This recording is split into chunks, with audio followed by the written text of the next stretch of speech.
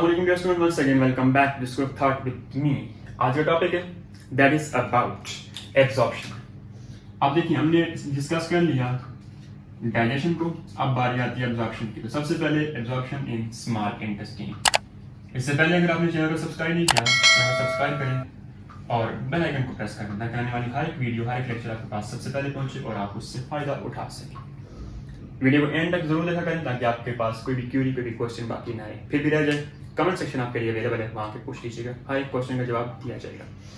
Absorption in small intestine. अब देखिए small intestine के अंदर हमारे पास कुछ हेयर लाइक प्रोजेक्शंस लगे हुए हैं।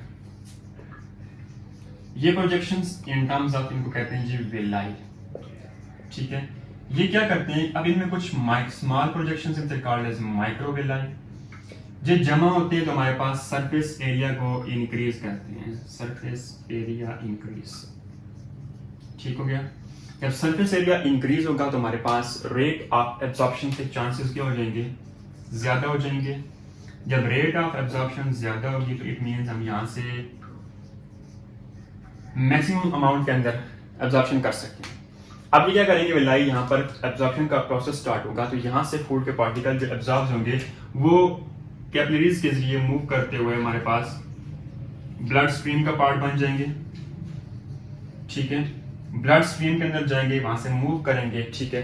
अब ये मूव करते करते कहां पहुंचेंगे, टुवर्ड्स वेन्स, और वेन से ये एक बड़ी प्रोजेक्शन, ठीक है, उसमें उसका पार्ट बन जाएंगे that is called as hepatic portal vein, जिसका काम किया है हमारे पास कि वो इंटेस्टाइन से कनेक्शन कर दिया है विद लिवर, कि ये जो सारा का सारा स्टोरेज हमारे पास पार्टिकल्स हैं इंटेस्टाइन टू लिवर, तो ये इंटेस्टाइन से मूव करते जाके लिवर में पहुंचेंगे, वहां पर जाके स्टोर होंगे और देन फंक्शन फर्दर हमारे पास बॉडी के अंदर ये ट्रांसपोर्ट होंगे। दिस इज द वे हमारे पास एब्जॉर्प्शन इन स्मॉल इंटेस्टाइन कैसे होती है। वेलाई सरफेस एरिया को इंक्रीज करते हैं, हेयर प्रोजेक्शंस हैं, जब सरफेस एरिया इंक्रीज कर जाएगा तो rate of absorption automatically increase करेगा, फूड पार्टिकल वहां से एब्जॉर्ब होंगे, मूव करते हुए जाएंगे towards blood stream with the help of some sort of capillaries, वहां से मूव करेंगे with the help of veins का पार्ट बन जाएंगे और वहां से कनेक्शन करेंगे intestine to liver with the help of hepatic portal vein, वहां जाकर ये स्टोर होंगे या फर्दर बॉडी के अंदर ट्रांसपोर्ट होंगे। Then absorption in large intestine कैसे होगा हमारे पास। अब देखें मैक्सिमम अमाउंट ऑफ जो हमारे पास फूड थी, जो पार्टिकल थे वो सारे एब्जॉर्ब हो चुके हैं, हमारे पास वाटर रह गए, ठीक है, और हमारे पास कुछ विटामिन रह गए हैं, ठीक है। अब ये सारे के सारे कहाँ पर एब्जॉर्ब होंगे, लार्ज इंटेस्टाइन के अंदर एब्जॉर्ब होंगे और वहां से हमारे पास दोबारा से हमारे ब्लड स्ट्रीम का पार्ट बन जाएंगे, बॉडी की यूज के अंदर आ जाएंगे।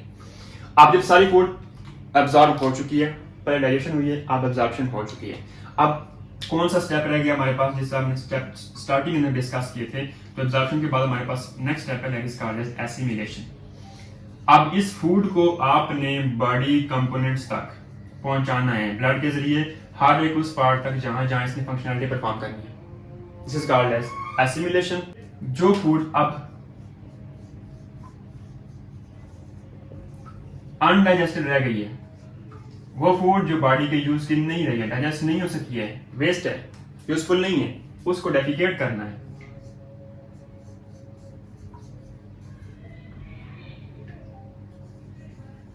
Defecation or ejection, removal of undigested food from the body, from your anus.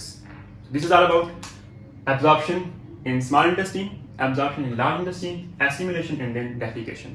Chapter number 1 के अंदर ये हमारे पास केमिकल डाइजेशन, देन उसके बाद जितनी भी एब्जॉर्प्शन है, एसिमिलेशन और अप टिल डेफिकेशन हमारे पास टॉपिक क्लियर हो चुके हैं। यहाँ तक कोई भी सवाल हो पूछ लीजिएगा कमेंट सेक्शन के अंदर, हर एक सवाल का जवाब आपको प्रोवाइड किया जाएगा। अपना ख्याल रखिएगा, मिलने वीडियो में तब तक के लिए अपना ख्याल रखें। अल्लाह हाफिज़।